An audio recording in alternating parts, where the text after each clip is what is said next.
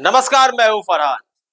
लगातार मुसलमानों को पीछे करने में, उन्हें बर्बाद करने में योजनाएं बनाई जा रही हैं। देश के उद्धार से ज्यादा इस पर ध्यान दिया जा रहा है कि आखिर मुसलमानों को किस तरह से कमजोर किया जाए। चंदौला नदी है अहमदाबाद में, उसके पास काफी लंबे चौड़े इलाके में आज लगभग अस्थायी जैसे मकान बने हुए थे, लेकिन वह दशकों से वहां रह रहे थे। तो वहां की अहमदाबाद में जो नगर निगम है, उसने फैसला किया जो वहां चंदौला झील है कि उसका हम पुनरुद्धार करेंगे।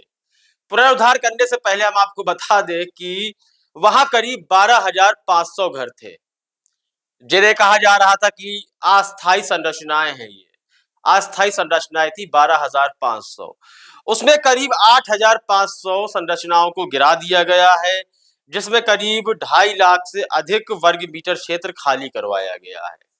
अब जो ये 8,500 मकान गिराए गए हैं या अस्थायी मकान या संरचनाएं गिराई गई हैं, इसमें जितनी अब तक खबरें आई हैं उनके अनुसार बता रहा हूं मैं कि लगभग मुसलमानों के ही मकान थे, और जिनके मकान गिराए गए हैं उनका यह कहना है कि वहां ऐसी भी संरचनाएं थी। सोच लीजिए, 12,500 संरचनाएं थी, 8,500 गिराई गई है, तो उसमें ऐसी भी संरचनाएं थी जो हिंदुओं की थी। जैसे फैक्ट्री टाइप भी कुछ संरचनाएं थी, घर भी बने हुए थे, दुकानें भी थी।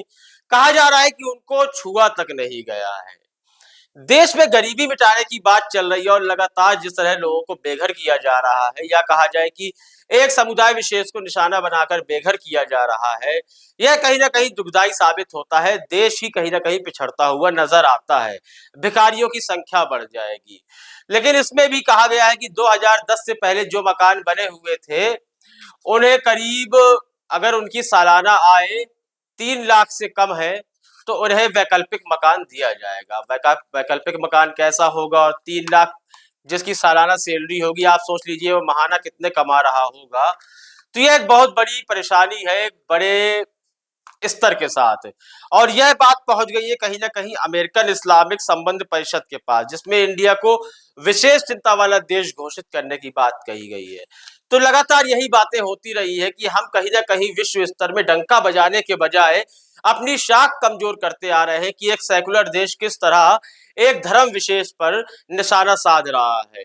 तो यह काफी चिंताजनक बात है, और कहीं ना कहीं हमें विदेशी धरती में अपनी पहचान यदि बनानी है, तो इस तरह की घटनाओं में लगाम लगानी होगी, और कमेंट सेक्शन में आपको बताना होगा ये जो हुआ है इसका कारण क्या है, क्या ये सही हुआ है या गलत हुआ है। चैनल को सब्सक्राइब अवश्य कर दे। तब तक के लिए इजाजत दीजिए, धन्यवाद। देश और दुनिया की खबरों से अपडेट रहने के लिए आप अभी तक न्यूज चैनल को सब्सक्राइब करना ना भूलें, और साथ ही हर न्यूज का नोटिफिकेशन पाने के लिए बेल आइकन को भी दबाएं।